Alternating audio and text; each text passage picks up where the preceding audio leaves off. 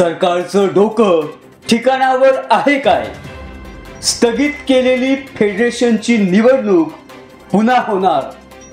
सरकारने मरकट चाळे थांबवावेत. एकूणच राज्य सरकार बालिश आणि बाष्कळ असल्याचे पदोपदी जाणवत असून शासनाला कुठलाही विधिनिषेध नाही, कुठलीही जबाबदारी नाही की जनतेच्या भावनांची कदर नाही. ठाणे जिल्हा मजूर फेडरेशनची नव्हे तर राज्यभरातील 7,000हून अधिक सहकारी संस्थांच्या निवडणुका 31 डिसेंबरपर्यंत स्थगित करण्याचा आदेश महाराष्ट्र शासन आणि राज्य सहकारी निवडणूक प्राधिकरणाने आजच काढला होता. त्यामुळे गेले कित्येक दिवस मतदारांच्या दारात खेटे घालणारे उमेदवार हवालदिल झाले होते. लाखो रुपयांची उलाढाल झाली होती, पत्रके वाटून झाली होती. प्रशासनाने पूर्ण तयारी केली असतानाही आगामी विधानसभा निवडणुकांचं कारण दाखवून उद्या 8 तारखेला होणारी निवडणूक आज 7 तारखेला 31 डिसेंबरपर्यंत स्थगित करण्याचे आदेश निघाले होते.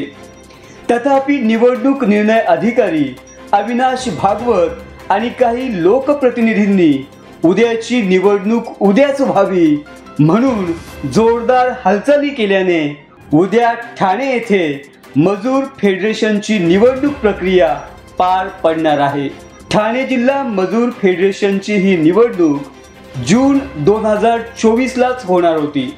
पण जसा काही याच वर्षी पाऊस धोधो कोसळणार आहे आणि यापूर्वी पावसाळ्यात कधी निवडणुका झाल्याच नाहीत असं तकलादूक कारण दाखवून ही निवडणूक 30 सप्टेंबर 2024 पर्यंत पुढे ढकलण्यात आली होती.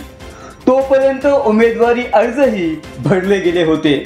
स्थगित केलेली ती निवडणूक पुन्हा घेण्याचे आदेश निघाले. उमेदवारांचा प्रचार सुरू झाला. उद्या मतदान होणार होते आणि आज आगामी विधानसभेचं कारण दाखवून स्थगिती दिली आणि पुन्हा काही तासातच स्थगिती उठवण्यात आली. हा सगळा प्रकार म्हणजे या सरकारचा पोरकटपणा असून जनतेच्या भावनांचा आणि लोकशाहीच्या मूल्यांचा खेळखंडोबा आहे. सरकारने कोणताही निर्णय हा जबाबदारीने आणि गांभीर्याने घ्यायचा असतो याचंही भान महाराष्ट्राच्या तिघाडी सरकारला राहिलं नसून सरकारच्या या थिल्लर चाळ्यांमुळे जनतेमध्ये संतप्त वातावरण आहे.